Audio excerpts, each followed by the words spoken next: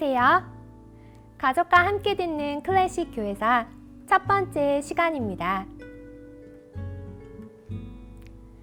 클래식 교회사는 오늘부터 4주간 매주 화요일 오후 1시에 영광교회 공식 유튜브 계정을 통해서 최초 공개될 예정이에요.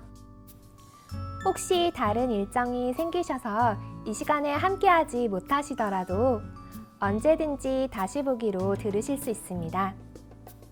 또 다시 보기는 모두에게나 언제든지 열려 있지만 강의에 좀 더 적극적으로 참여를 원하시는 분들께서는 보내드린 구글 설문지 링크를 통해서 궁금한 것을 질문하실 수도 있고 또 나누고 싶은 이야기를 들려주시면 다음번 강의 영상에 반영할 생각이에요.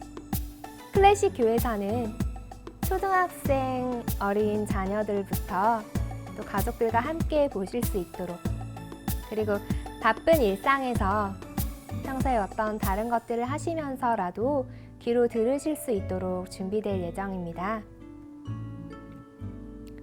부담 없이 이 아름다운 가을을 맞이하는 풍성한 시간 되시기를 축복합니다.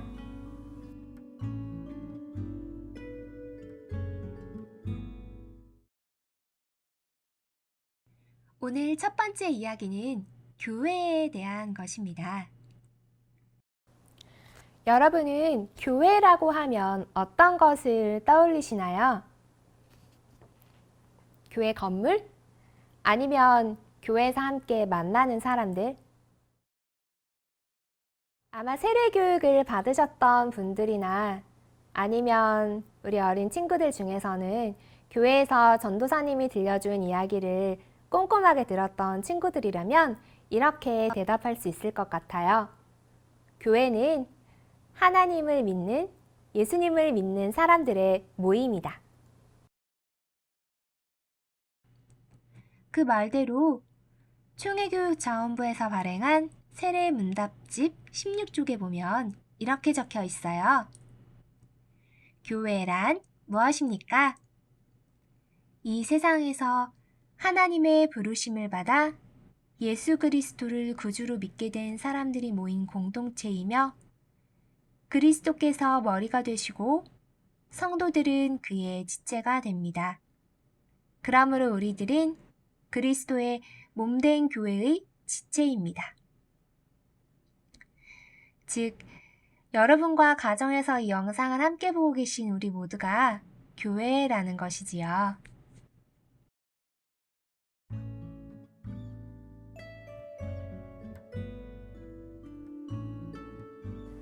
세상에서는 교회라고 하면 성도들의 모임보다는 예수님을 믿는다고 하는 어떤 종교, 집단, 단체 이렇게 생각을 하기도 해요. 또 교회라고 할 때랑 성당에서 예배를 드리는 천주교라고 할 때 이것을 다른 것으로 생각하기도 하지요. 그래서 먼저 단어를 같이 한번 살펴보고 가면 좋겠어요. 교회는 예수님을 믿는 사람들의 모임을 말하는 것이고 그런 믿음을 가진 종교는 기독교라고 불러요. 그리고 이 기독교 안에 사실은 천주교, 개신교, 동방정교회 등의 교파가 있답니다. 교파는 같은 기독교지만 어디에 더 중점을 두고 있느냐와 교리의 차이를 갖고 있는 것을 말해요. 그래서 실은 성당에서 모이는 천주교도 또 영성을 중요하게 생각하는 동방정교회도 그리고 우리가 다니고 있는 영광교회 같은 개신교도 모두 기독교이며 그 안에 모인 사람들을 교회라고 부를 수 있답니다. 그러면 이런 교회는 어떻게 시작되었을까요? 처음에는 구약 성경에 기록된 하나님을 믿는 유대교가 있었어요. 그리고 그 유대교를 믿는 유대인들 사이에서 예수님도 태어나셨지요. 그리고 이 세상 모든 사람들을 위해서 예수님께서 십자가에 달려 돌아가시고 또 부활하신 아주 놀라운 사건이 일어났어요. 이 사건을 보고 겪고 또 그 이야기를 듣고 그것을 전한 사람들을 통해서 기독교가 생겨나게 되었어요. 기독이라고 하는 것은 그리스도라는 말을 한자어 발음으로 읽은 거예요. 그리스도라는 말은 기름 부음을 받았다는 헬라어에서 왔지요. 중요한 직위를 받을 때, 그러니까 선지자나 왕 혹은 제사장이 될 때 옛날 중동에서는 그 직분을 받는 사람의 머리에 기름을 부었어요. 그래서 그리스도라는 말은 기름 부음을 받은 자, 바로 예수님을 말하는 거지요. 예수님에게는 세 가지 직분이 있어요. 선지자, 제사장, 왕이에요. 떠올리기 쉽도록 색깔로 표현해 볼까요? 먼저 하얀색을 보세요. 선지자는 하나님의 뜻을 알려주는 일을 해요. 예수님은 우리에게 하나님의 뜻을 알려주세요. 하나님의 진리 없이는 어둠뿐인 우리를 환하게 밝혀주시는 것이지요. 그리고 붉은색을 생각해 보세요. 제사장은 우리의 더러운 죄를 대신해서 제물을 하나님께 드리는 제사를 드려요. 그 피로 우리의 죄를 깨끗하게 하지요. 마지막으로 금색을 떠올려 볼까요? 구원받은 우리는 예수님을 왕으로 모셔요. 우리를 다스리시고 하나님의 통치 아래 살아가게 도와주시지요. 바로 이것이 그리스도이신 예수님이 하신 일이에요. 그래서 이 예수님을 믿는 그리스도인들의 종교가 그리스도교, 곧 기독교가 되는 거지요. 이렇게 처음에 예수님께서 이 땅에 오시고 또 이 땅에서 살아계신 예수님을 직접 만나고 들은 이야기들을 전한 이런 일들이 일어나고 난 다음에 시간이 조금 지났어요. 시간이 지나면서 좀 더 많은 사람들이 예수님의 이야기를 듣게 되고 알게 되었지요. 그리고 이 예수님의 이야기를 알게 된 사람들이 많아지면서 마냥 좋은 일 같다고 생각할 수 있겠지만 실은 꼭 그렇지는 않았어요. 더 많은 사람들이 예수님의 이야기를 믿게 되면서 때로는 그 중에 정확한 이 복음의 내용을 듣지 못하고 그 믿음이 조금씩 다른 모습으로 변해버렸기 때문이에요. 예수님이 돌아가시고 한 100년 정도 지난 2세기 중반에는 그리스도교, 기독교가 굉장히 넓은 지역으로 퍼지게 되면서 각자 그곳에서 자기가 좋아 보이는 것, 자기에게 또는 더 유익하게 들리는 것과 이 진리를 함께 섞어서 믿게 된 사람들이 등장하게 되었어요. 헬라 시대, 많은 사람들이 기독교를 받아들이면서 자기의 좋은 대로 잘못 해석하기 시작한 거예요. 그러면 여기서 헬라 시대가 무엇인지 혹시 알고 있나요? 헬라는 나라의 이름이에요. 알렉산더 대왕이라고 하는 아주 유명한 사람이 매우 넓은 땅을 정복하고 하나의 제국으로 만들었어요. 이 나라는 동방에 있는 지역도 또 서방에 있는 지역, 그리스 지역도 통치하게 되었지요. 그러다 보니 동양과 서양의 다른 문화가 서로 만나게 되었어요. 다른 모습으로 살았던 사람들이 모이다 보니 다양한 생각이 섞이게 되었지요. 그러면서 저마다 여러 가지 다른 주장을 하게 되었어요. 그런 헬라 문화 속에서 피어나기 시작한 기독교도 마찬가지였어요. 예수님께서 전하지 않은 말도 자기가 생각하기에 좋아 보이는 것과 섞어서 믿기 시작한 거예요. 그 대표적인 예들을 살펴볼까요? 먼저 영지주의예요. 영지주의는 뭐든지 두 가지로 나눠서 생각하는 걸 좋아해요. 사람도 영과 육, 그러니까 영과 몸으로 나뉘어 있다고 생각했어요. 문제는 영은 선하고 좋은 것이고 몸은 나쁘고 저급한 것으로 생각했다는 거예요. 그러니 우리 몸이 살아가면서 느낄 수 있는 이 세상도 완전하지 않고 그런 세상을 만든 신 또한 완전하지 못하다고 생각했어요. 세상을 창조하신 하나님이 뛰어나지 않다고 생각해서 그런 하나님에 대해서 기록한 구약 성경은 믿지 않았어요. 새로운 복음인 예수님만 믿으려고 했어요. 그런데 예수님도 사람의 몸을 입고 태어나셨잖아요. 그런 부분은 받아들이지 않았어요. 당연히 십자가의 고난과 부활도 믿지 않았지요. 그 중에서도 마르시온이라고 하는 사람이 있었어요. 마르시온은 이 영지주의의 영향을 받아서 구약 성경의 하나님은 폭력과 보복의 나쁜 신이고 예수님이 말하는 하나님과 다르다고 말했어요. 그래서 구약 성경도 믿지 않았고요.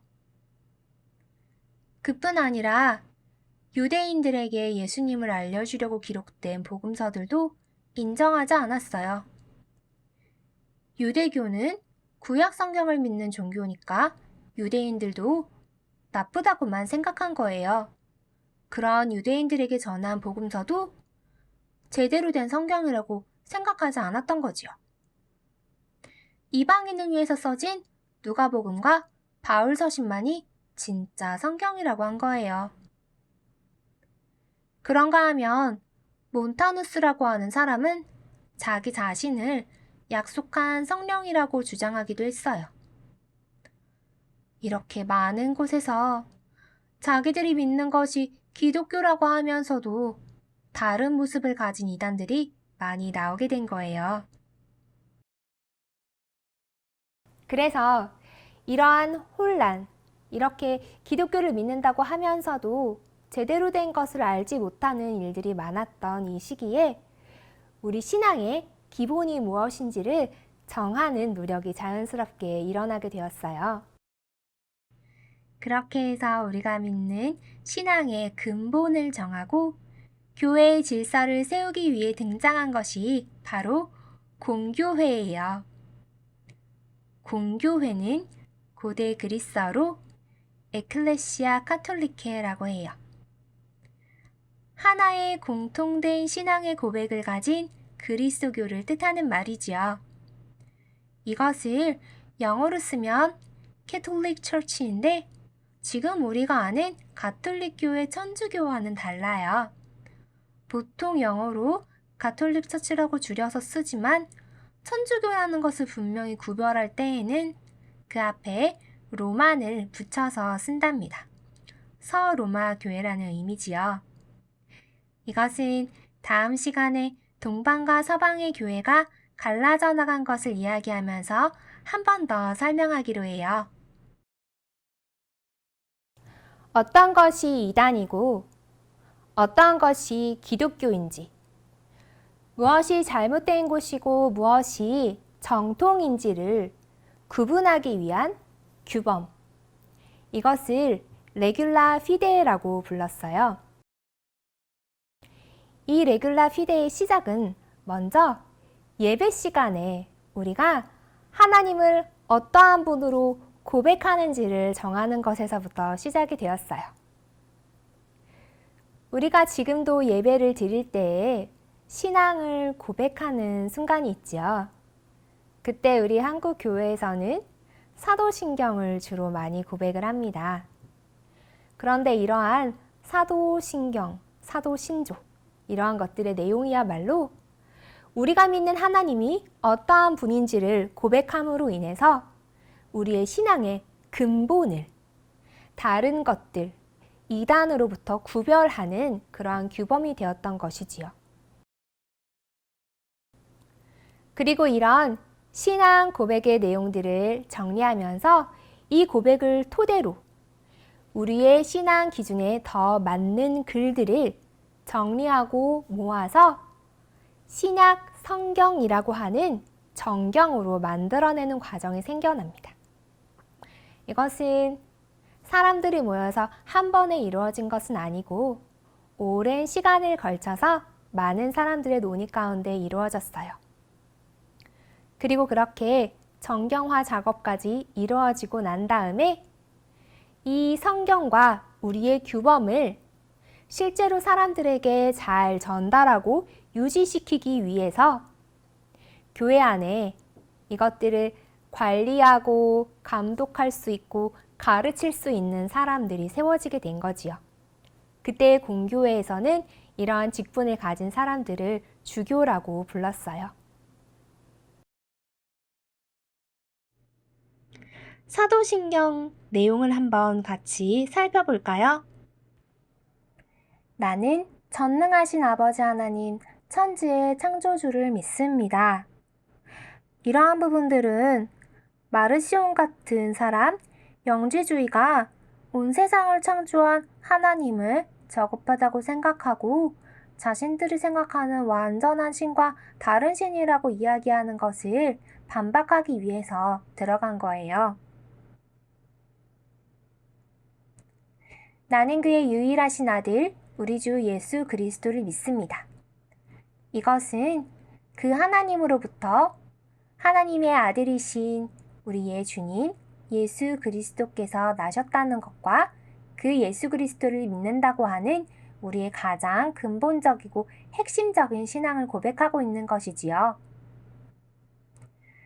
그는 성령으로 잉태되어 동정녀 마리아에게 나시고 본디오 빌라도에게 고난을 받아 십자가에 못 박혀 죽으시고 장사된 지 사흘 만에 죽은 자 가운데서 다시 살아나셨으며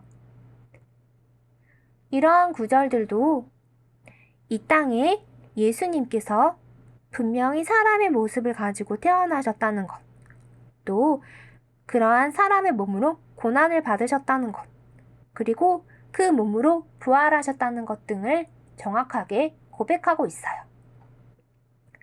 하늘에 오르시어 전능하신 아버지 하나님 우편에 앉아 계시다가 거기로부터 살아있는 자와 죽은 자를 심판하러 오십니다. 나는 성령을 믿으며 거룩한 공교회와 성도의 교제와 죄를 용서받는 것과 몸의 부활과 영생을 믿습니다. 아멘. 이러한 신앙 고백 가운데에도 공교회라는 표현이 나와요. 아까 우리가 이야기했던 것처럼 우리가 믿는 이 믿음을 공유하고 있는 공교회라고 하는 공동체를 하나님 앞에서 보편적이고 거룩한 것으로서 고백하고 있는 거지요. 흩어져 있는 교회들에게 질서를 주기 위해 그리고 이단을 구별하기 위해서는 교회의 조직이 강해져야 할 필요가 있었어요. 가장 중요했던 것 중에 하나가 사도들의 신앙을 이어가는 지도자를 선출하는 것이었지요. 그리고 그 시대의 요청에 따라서 이것이 바로 주교라고 하는 제도로 만들어진 거예요. 그러면서 점점 기독교는 모습을 갖추어가고 또 성경을 정경으로 가지게 되고 커다란 조직으로 자라나게 돼요. 당시 4개의 국가로 나누어져 있던 로마를 하나로 통일한 콘스탄티누스 황제는 거대한 로마 제국을 하나의 사상으로 통일하기 위해서 기독교를 선택하게 되어 하나의 왕, 하나의 신, 하나의 교회. 이것이 콘스탄티누스 황제가 생각했던 것이랍니다. 콘스탄틴 대제 이후로 기독교는 유일무이한 서양의 종교로서 또한 나라법으로 보호받는 국가의 종교로서 이어져 내려오게 돼요. 하지만 이것은 단순히 그리스도교, 기독교의 승리라고 넘어갈 수 있는 문제는 아니었어요. 왜냐하면 교회가 이러한 국가의 법적 인정과 안위를 보호받았을 때 오히려 정치적인 권력 속으로 편입되어 버리고 중세 기독교 역사의 암흑 시대가 시작되었기 때문이에요.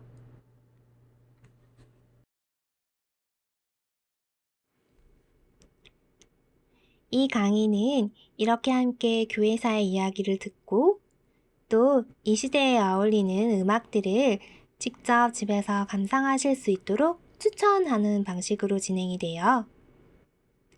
강의는 30분 정도의 내용이지만 이 이후로도 바로 영상을 끄고 일을 하지 마시고 추천해드린 음악을 들으시면서 나머지 시간들을 활용하실 수 있으면 좋겠어요.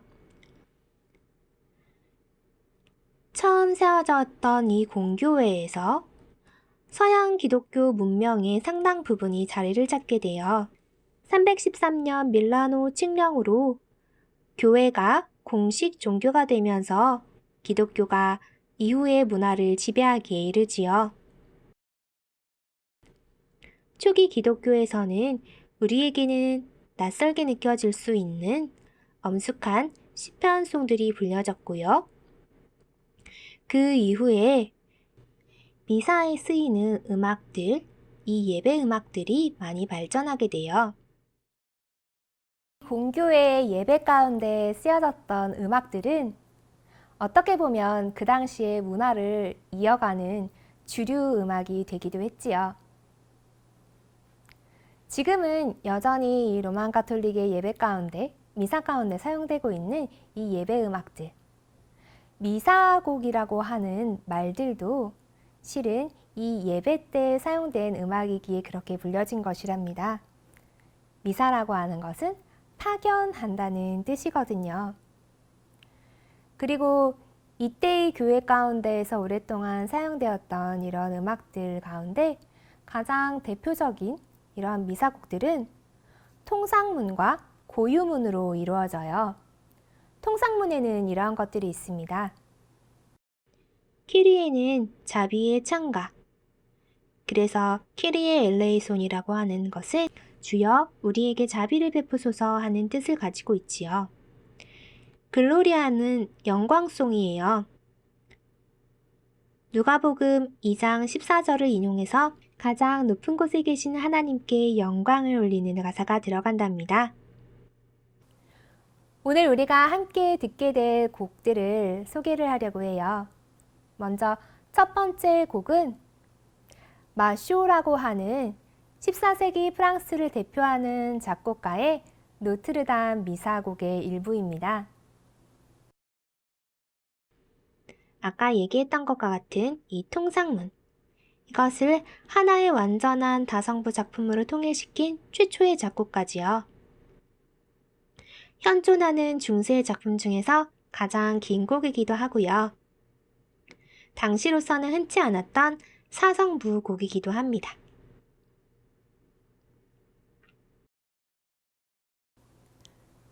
두 번째 곡은 뒤파이의 군인 미사 중에서 특별히 하나님의 어린 양이라고 하는 아뉴스데이 부분을 들어보려고 해요.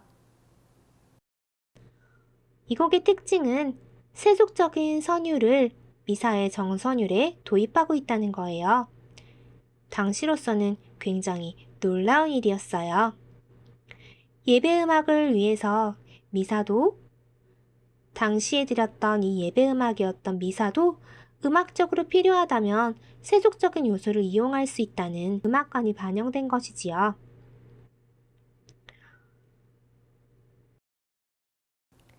마지막으로 바흐, 우리가 잘 알고 있는 작곡가지요. 요한 세바스찬 바흐의 비단조 미사를 들어볼게요. 이 곡은 길이가 굉장히 많이 길기 때문에 앞에 소개드렸던 두 가지의 곡까지 들으시고 난 다음부터는 일상적인 다른 활동을 하면서 틀어놓으셔도 좋을 것 같아요. 바흐는 물론 잘 알려진 대로 개신교도였고 또 그의 음악을 통해서 하나님께 영광을 돌린 일들을 많이 했어요. 하지만 이 곡은 이 색소니 궁정에 바쳐진 곡이고 그리고 그 궁정은 가톨릭 교도였기 때문에 이 미사곡 자체는 가톨릭의 예배 가운데 사용되는 형식으로 작곡이 되었습니다. 하지만 이 바흐는 어떤 이런 형식 가운데 구애받지 않고 자신의 독창적인 부분들을 많이 넣어서 작곡을 했고요. 그래서 제1곡인 키리에 엘레이손에 보시면 루터의 코랄 선율을 가져온 부분이 있어요. 나중에 종교개혁에 대한 부분을 다루게 되면서 이야기하겠지만 루터는 어떻게 하면 좀 더 많은 사람들이 편하게 자신의 목소리로 하나님께 찬양을 돌릴 수 있을까를 생각하면서 대중적인 찬양, 코랄이라고 하는 찬송가 형식을 만들어내거든요. 거기에 나온 선율을 이용해서 작곡한 곡이 들어가 있는 곡입니다. 가을 하늘이 정말 맑지요. 이 영상을 준비하면서 좋은 음악을 듣는 것도 참 좋겠지만 또 저의 얼굴만 보는 것보다는 좀 더 많은 영상과 화면을 보시는 것이 가족들과 함께 볼 때 좀 더 지루하지 않을 것 같아서 주변에 있는 공원에 나가서 하나님이 주신 아름다운 자연을 촬영하여서 그 장면을 연결하면서 이 영상에 목소리를 입혀보았어요. 우리 성도님들 지금 많이 힘들고 또 어려운 시기일 수 있지만 이럴 때 그래도 다른 때보다 더 맑아 보이는 것 같은 이 가을 하늘을 보면서 또 이 소개된 곡들을 들으시면서 우리 신앙을 다시 한번 다지고 든든하게 하고 풍성하게 하는 그런 가을 되시기를 축복합니다. 다음 시간에 또 만나요.